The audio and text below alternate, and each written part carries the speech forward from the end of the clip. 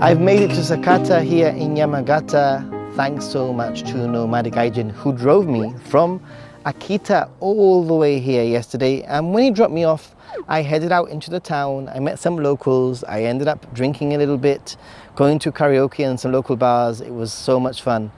But I was also reminded of one thing, and that is how early the sun rises here. So if you're staying at a ryokan, make sure you're prepared to wake up with a bright light early in the morning. Pro tip, just make sure that you bring one of these if you're ever staying in a ryokan, because 4 a.m. and the light will wake you up. So, lifesaver.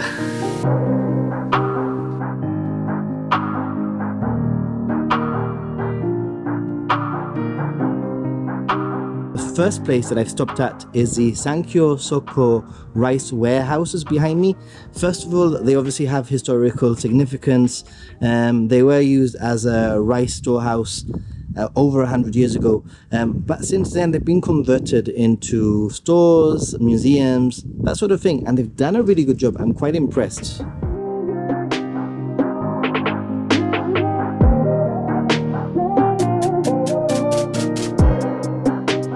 I never thought that I would be going to a rice museum out of all places, and I went in and it was actually quite interesting. I learned, for example, that these women, they would carry up to 300 kilos of rice on their back. 300 kilos, what? Also, that the quality of rice in Japan went down after the way that tax was paid changed.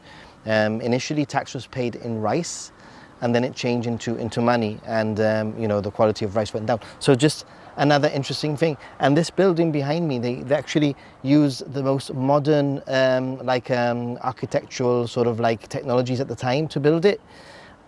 It's built in a sandbank. There are these trees that they actually grew along the back of the building so that it would remain shady and it would be protected from storms. Really interesting stuff anyway.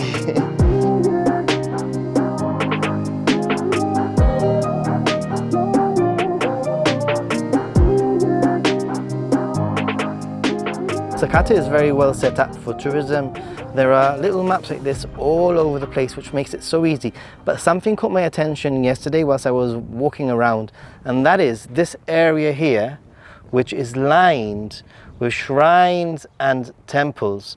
So my aim today is to head to that general area of Sakata, check out some of the shrines and temples along that road. They seem to be quite easy to get to. And I'm going to find some coffee first on the way there and see what else Sakata has to offer. But I already feel that this is the kind of town that I like. Now that I've had a coffee, I'm ready to explore the town. Let's find some shrines and temples, okay?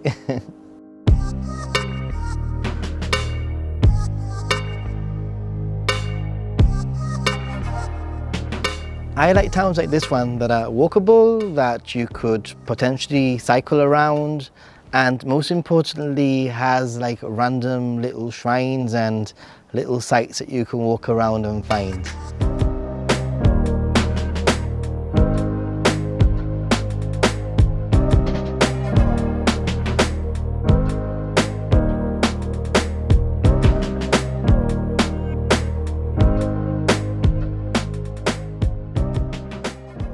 I got to this area which is lined with little shrines and temples and this pagoda behind me.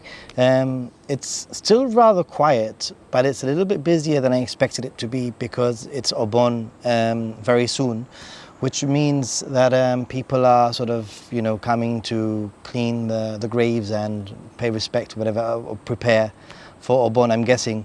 There's a few cars around, but it's still really quiet and there are no tourists around. In fact, it's kind of nice to observe, you know, like locals doing their thing instead of having, you know, 20, 30, 40, 50, 100 tourists roaming around taking photos and selfies, or vloggers like myself annoying everyone.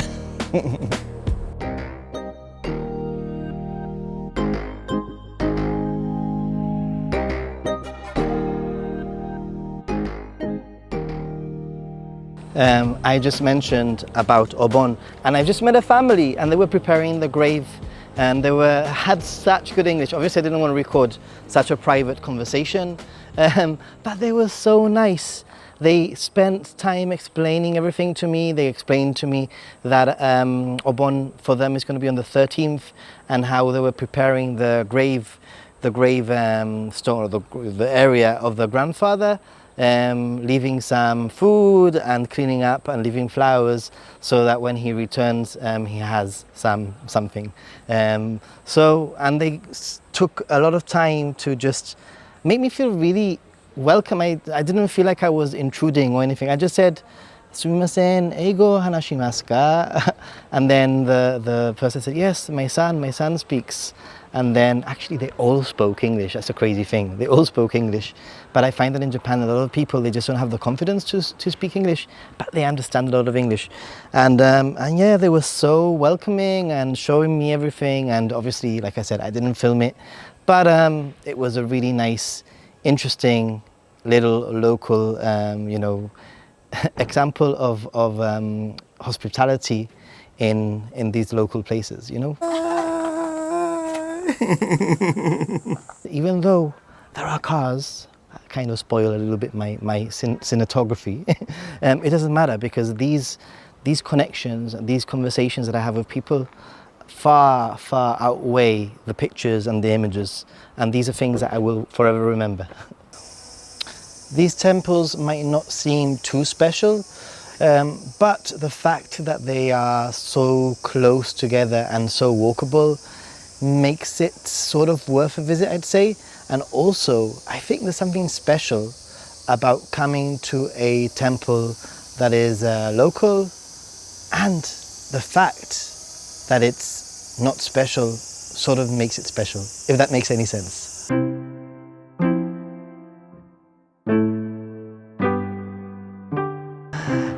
Just walking around the streets, this is what I love about coming to like little local places like this.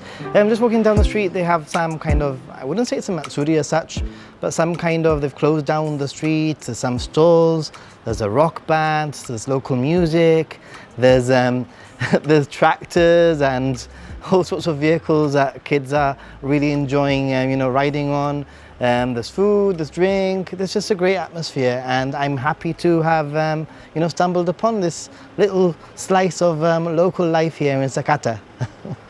I've been wanting to get a haircut for the last week and a half at least, and I did it. How to get a haircut in Sakata: find somebody walking down the street that has a hairstyle that you want and ask them where they got it. Anyway, I'm leaving Sakata, and it's actually been a great trip. I'm glad I extended and I stayed here most of the day. I've got a feeling I'll be back. There's so much more that I feel that I need to explore. It's a very walkable, cyclable city, and there seems to be a lot of things surrounding the city to explore. So watch this space, Sakata. I will be back. Overall, I think that the city has been really friendly. I've met some locals, went drinking with some locals.